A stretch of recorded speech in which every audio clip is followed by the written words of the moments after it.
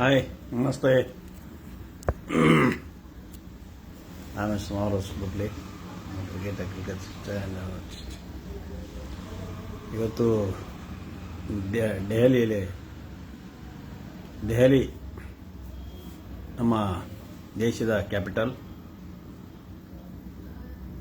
ಸಂಸತ್ ಭವನಕ್ಕೆ ಮುತ್ತಿಗೆ ಹಾಕಲಿಕ್ಕೆ ಏನು ವಿದ್ಯಾರ್ಥಿಗಳು ಪ್ರಯತ್ನ ಮಾಡಿದ್ದಾರೆ. ಈ ಒಂದು ವಿದ್ಯಾರ್ಥಿಗಳ ಹೋರಾಟ ರೊಚ್ಚಿಗೆದ್ದಿರುವುದು ದೇಶಾದ್ಯಂತ. ಇದು ದೇಶಾದ್ಯಂತ ಈಗ ರೊಚ್ಚಿಗೆಳಲಿಕ್ಕೆ ಕಾರಣ ಅಂದರೆ 2013-14ರಲ್ಲಿ ಮೋದಿ ಆರಿಸಿ ಬರಬೇಕಾದ್ರೆ ಈ ಒಬ್ಬ ಅನ್ಎಜುಕೇಟೆಡ್, ಮೋದಿಗೆ ಯಾವುದೇ ಡಿಗ್ರಿ ಇಲ್ಲ, ಯಾವುದೇ ಎಜುಕೇಷನ್ ಇಲ್ಲ ಅನ್ನುವ ಒಂದು ಸತ್ಯವನ್ನ ಬಚ್ಚಿಟ್ಟು ಕೇವಲ ಇತರರನ್ನ ಕೆಟ್ಟದಾಗಿ ಹೀಯಾಳಿಸಿ, ಮಹಾತ್ಮ ಗಾಂಧೀಜಿ ಇರ್ಬೋದು,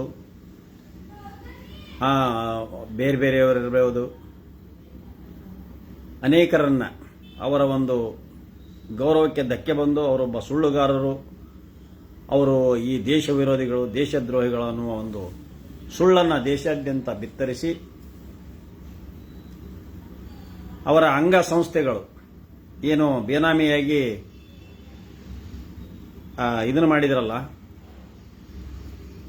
ಈ ಬೇರೆ ಬೇರೆ ದೇಶಕ್ಕೆ ಕೊಡ್ತಕ್ಕಂಥ ಅನುದಾನದಲ್ಲಿ ಏನೋ ರಹಸ್ಯ ಇದೆ. ಈ ಕೆಲವೊಂದು ಅನ್ರಿಜಿಸ್ಟರ್ಡ್ ಸಂಘಟನೆಗಳು ವರ್ಕ್ ಮಾಡ್ತಾ ಇದಾವಲ್ಲ. ಆಯ್ತಾ ಸರ್? ಲಖನ್ಯಲಿಕೆ ಆಯ್ತು ರೀ. ನಮಸ್ಕಾರ ಲಖನ್ಯಲಿಕೆ. ಈ ಬೇರೆ ಬೇರೆ ವಿದೇಶಗಳಿಗೆ ಫಂಡ್ ಅನ್ನೆಲ್ಲ ಕೊಟ್ಟಿದಾರಲ್ಲ ಈ ಮೋದಿ, ನಮ್ಮ ದೇಶದಲ್ಲೇ ಉಣ್ಣಾಕ ಅನ್ನ ಇಲ್ಲ. ಆ ಡಿಗ್ರಿ ಮಾಡ್ಕೊಂಡು ಹುಡುಗರಿಗೆ ತಂದೆ ತಾಯಿಗೆ 24, 25, 30 ವರ್ಷದ ಹುಡುಗರು, 20ರಿಂದ 30 ವರ್ಷದ ಹುಡುಗರು ಮೆಜಾರಿಟಿ ಬಂದು ದುಡಿದು ತಂದೆ ತಾಯಿಗಳನ್ನ ಸಾಕಬೇಕು ಅನ್ನೋ ಒಂದು, ಅಕ್ಕ ತಂಗಿಯರನ್ನ ಕುಟುಂಬವನ್ನು ಸಲುಬೇಕು ಅನ್ನೋ ಒಂದು ಇಚ್ಛಾಶಕ್ತಿ ಇಟ್ಕೊಂಡಂತ ವಿದ್ಯಾವಂತ ಹುಡುಗರು ಅಯ್ಯೋ 2 ಕೋಟಿ ಉದ್ಯೋಗ ಸೃಷ್ಟಿಯಾಗ್ತವೆ ಅಂತ ತಮ್ಮ ಮೊದಲ ಓಟನ್ನ ಗಜ ಗಜ ಗಜ ಗಜ ಒತ್ತಿಬಿಟ್ರು ಮೋದಿ ಹೂವಿಗೆ.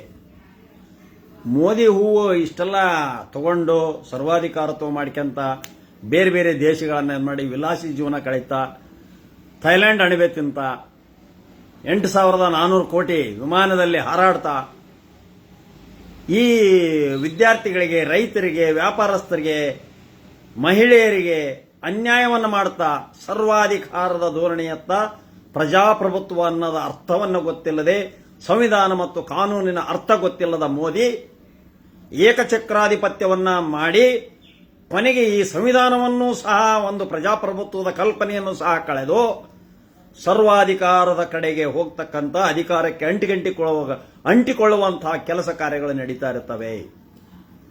ನಮ್ಮ ಜನ ಯಾವಾಗಲೂ 5 ವರ್ಷಕ್ಕೆ ಅಥವಾ 10 ವರ್ಷಕ್ಕೆ ಚೇಂಜ್ ಮಾಡ್ತಾ ಬರ್ತಿದ್ರು. ಇವೊಂದು ಮಾತ್ರ ಚೇಂಜ್ ಆಗಲಿಲ್ಲ. ಅಲ್ಲಿದೆ ರಹಸ್ಯ. ಇವನು ಸುಳ್ಳು ಹೇಳೋದ್ರಲ್ಲಿ ರಹಸ್ಯ ಇದೆ. ಇವನು ಫಾರಿನ್ ಮನಿ, ಬ್ಲ್ಯಾಕ್ ಮನಿ ತರ್ತಾನೆ ಅಂದ, ತರಲಿಲ್ಲ. ಇವನು 2 ಕೋಟಿ ಉದ್ಯೋಗ ಸೃಷ್ಟಿ ಮಾಡ್ತಾನೆ ವರ್ಷಕ್ಕೆ ಅಂದ.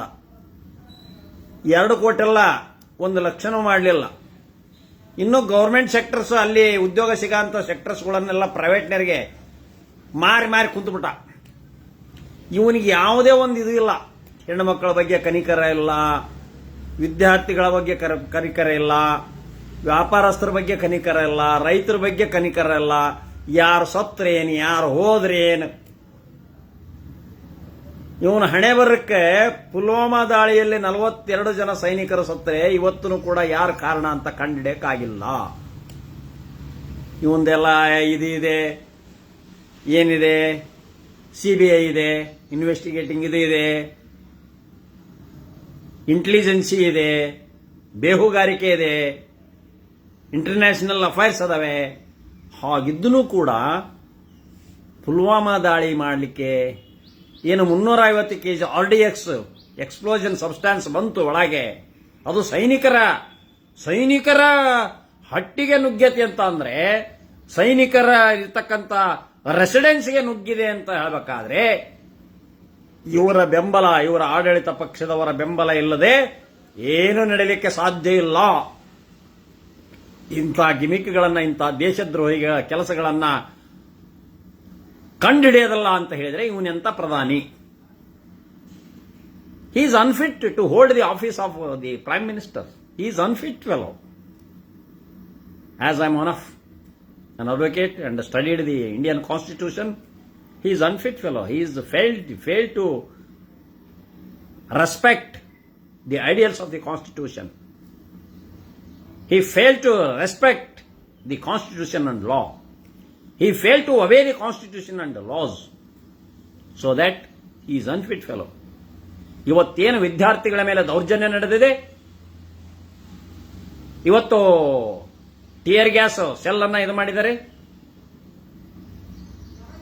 ಅನೇಕ ವಿದ್ಯಾರ್ಥಿಗಳಿಗೆ ಗಂಭೀರತರವಾದಂತಹ ಗ್ರೀವಿಯಸ್ ಹರ್ಟ್ ಆಗಿದೆ, ಗಂಭೀರತರವಾದಂತಹ ಗಾಯಗಳಾಗಿವೆ. ಇದನ್ನ ಖಂಡಿಸಲಾರದಂತಹ ಹೇಡಿ ಮನಸ್ಥಿತಿಯ ಆಡಳಿತಕ್ಕಾಗಿ ಅಂಟಿಕೊಂಡು ಕುಂತಿರುವ ಅವ ಧರ್ಮೇಂದ್ರ ಪ್ರಧಾನ್ ಅಯೋಗ್ಯರ ಆಡಳಿತ ಈ ದೇಶದ ಭವಿಷ್ಯದ, ಈ ದೇಶದ ಪಾರ್ಟ್ ಅಂಡ್ ಪಾರ್ಸಲ್ ಮುಂದೆ ಬರ್ತಕ್ಕಂಥ ಏನು ಆಳುವಂಥ ಕೆಪಾಸಿಟಿ ಉಳ್ಳುವಂಥ ಈ ಹುಡುಗರು ವಿದ್ಯಾರ್ಥಿಗಳ ಜೀವನ ಭವಿಷ್ಯದ ಜೊತೆಗೆ ಚೆಲ್ಲಾಟ ಆಡಿ ಸರಿಯಾದ ಒಂದು ಮಾರ್ಗದಲ್ಲಿ ಪರೀಕ್ಷೆಯನ್ನು ನಡೆಸಿ ಅವರಿಗೆ ಎಲಿಜಿಬಲ್ ಇದ್ದವರಿಗೆ, ಮೆರಿಟ್ ಸ್ಟೂಡೆಂಟ್ಸ್ಗೆ ನೌಕರಿ ಕೊಡಲಾರದಂತ ಹೇಡಿ ಸರ್ಕಾರ ಈ ಕೇಂದ್ರ ಸರ್ಕಾರ. ಆದ್ದರಿಂದ as quick as possible Modi, Dharmendra Prasad ಇಬ್ರು ರಾಜೀನಾಮೆ ಕೊಟ್ಟು ರಿಸೈನ್ ಮಾಡಿ ಸರ್ಕಾರ ಡೆಸೊಲ್ಯೂಷನ್ ಮಾಡಿ ಹೋಗಬೇಕು. ಮುಂದೆ ಬಂದವರು ಆಡ್ಕೊಂತಾರೆ. ಈ ವಿದ್ಯಾರ್ಥಿಗಳ ಮೇಲೆ ಹಲ್ಲೆ ಆಗೋದನ್ನು ನಾವು ಸಹಿಸಕ್ಕಾಗೋದಿಲ್ಲ. ಬಡ ವಿದ್ಯಾರ್ಥಿಗಳ ತಲೆ ಒಡೆಯೋದು, ಪೊಲೀಸರನ್ನ ಹಚ್ಚಿ ಹೊಡೆಸೋದು, ಕೈಕಾಲು ಮುರಿಸೋದು, ಇದೆಲ್ಲ ಗಂಭೀರದ ಗಾಯಗಳು. ಇವತ್ತು ನೂರಾರು ಹುಡುಗರು ಗಂಭೀರವಾದ ಗಾಯಕ್ಕೊಳಗಾಗಿದ್ದಾರೆ. ಸೆಲ್ಸ್ ಅನ್ನು ಸಿಡಿಸಿದ್ದಾರೆ, ಟಿಯರ್ ಗ್ಯಾಸ್ ಅನ್ನು ಸಿಡಿಸಿದ್ದಾರೆ. ಆದ್ರಿಂದ ಇನ್ನೇನು ಗೋಲಿಬಾರಿನ ಹಂತಕ್ಕೆ ಹೋಗಿದೆ. ಗೋಲಿಬಾರನ್ನು ಸಹಿತ ಇವರು ಮಾಡಕ್ಕೆ ಹೇಸೋದಲ್ಲ. ಹಿಂದೆ ರೈತರು 600ರಿಂದ 700 ಜನ ರೈತರು ಸತ್ತಾಗ don't care master Modi. So ವಿದ್ಯಾರ್ಥಿಗಳ ಜೀವನದ ಜೊತೆಗೆ ಚೆಲ್ಲಾಟ ಆಡ್ತಾರೆ Modi. It's my one of the opinion and also the demand we should resign.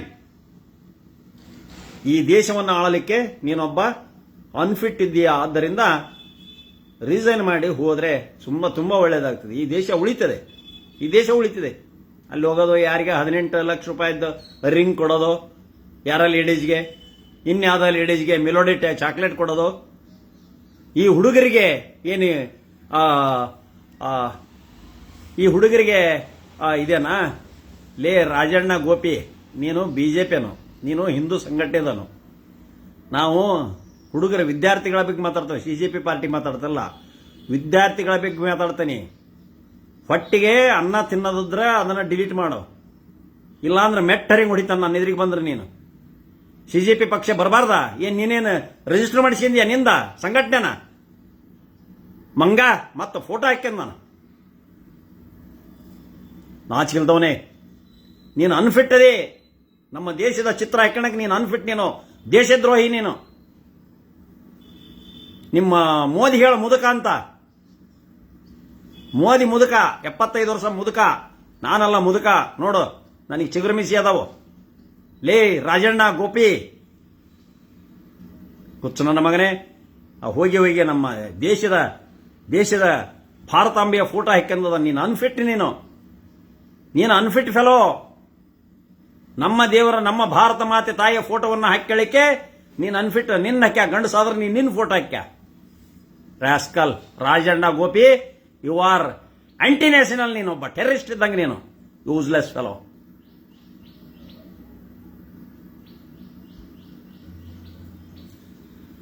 So ಆದ್ರಿಂದ ನಾನು ವಿದ್ಯಾರ್ಥಿಗಳ ಭವಿಷ್ಯದ ಜೊತೆಗೆ ಚೆಲ್ಲಾಟ ಆಡ್ತಕ್ಕಂಥ ಎಲ್ಲರಿಗೂ ಧಿಕ್ಕಾರ ಹಾಕ್ತೇನೆ. ಈ ಬಿಜೆಪಿ ಸರ್ಕಾರಕ್ಕೆ, ಮೋದಿ ಮತ್ತು ಧರ್ಮೇಂದ್ರ ಪ್ರಧಾನ್ ಇವರಿಗೆ ಧಿಕ್ಕಾರ ಹೇಳ್ತೀನಿ.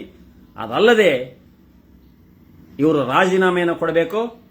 ವಿದ್ಯಾರ್ಥಿಗಳಿಗೆ ಒಂದೇ ಒಂದು ಪೆಟ್ಟು ಬಿದ್ದರೂ ನಾವು ಸಹಿಸೋದಿಲ್ಲ. ಆದ್ದರಿಂದ ವಿದ್ಯಾರ್ಥಿಗಳ ಮೇಲೆ ಹಲ್ಲೆ, ಲಾಠಿ ಚಾರ್ಜು, ಟಿಯರ್ ಗ್ಯಾಸು ಇವೆಲ್ಲವನ್ನು ಖಂಡಿಸ್ತೇವೆ. ಆದ್ದರಿಂದ ನಾಳೆ ವಿದ್ಯಾರ್ಥಿಗಳು ದೇಶಾದ್ಯಂತ ಉಗ್ರವಾದವನ್ನು ಮಾಡಿಬಿಟ್ರೆ ದೇಶದಲ್ಲಿ ವ್ಯಾಪಾರ ಗೀಪಾರ ದಿನನಿತ್ಯದ ಕೆಲಸ ಕಾರ್ಯಗಳಿಗೆ ಬಹಳ ತೊಂದರೆ ಆಗ್ತದೆ. ಆದ್ದರಿಂದ ಆದಷ್ಟು ಬೇಗ ವಿದ್ಯಾರ್ಥಿಗಳ ಸಮಸ್ಯೆಯನ್ನ ಬಗೆಹರಿಸಬೇಕು ಅಂತ ಹೇಳಿ ನಾನು ಹೇಳ್ತಾ ಇದ್ದೀನಿ. ಮಾಡಬೇಕು. ಪ್ರಜಾಪ್ರಭುತ್ವದಲ್ಲಿ ಪ್ರತಿಯೊಬ್ಬ ಪ್ರಜೆಗೂ ಅಧಿಕಾರ ಇದೆ. ಅಧಿಕಾರದಿಂದ ಎಲ್ಲರೂ ಹೇಳಬೇಕು. 140 ಕೋಟಿ ಜನರು ಹೇಳ್ತಾರೆ, ನಾನು ಹೇಳ್ತೀನಿ. ರಾಜೀನಾಮೆ ಬಿಸಾಕ್ ಹೋಗ್ರಿ. ನಿಮ್ಮ ಮುಸ್ಲಿಗೆ ಆಡಳಿತ ಮಾಡಕ್ ಆಗೋದಿಲ್ಲ. ಏನ್ ನಿಮ್ ಪಿತ್ರಾರ್ಜಿತ ಆಸ್ತಿ ಅಲ್ಲ ಈ ದೇಶ. ನಿಮ್ ಪಿತ್ರಾರ್ಜಿತ ಆಸ್ತಿ ಅಲ್ಲ ಇದು. 140 ಕೋಟಿ ಜನರ ಪಿತ್ರಾರ್ಜಿತ ಆಸ್ತಿ ಇದು. ಜೈ ಹಿಂದ್, ಜೈ ಕರ್ನಾಟಕ.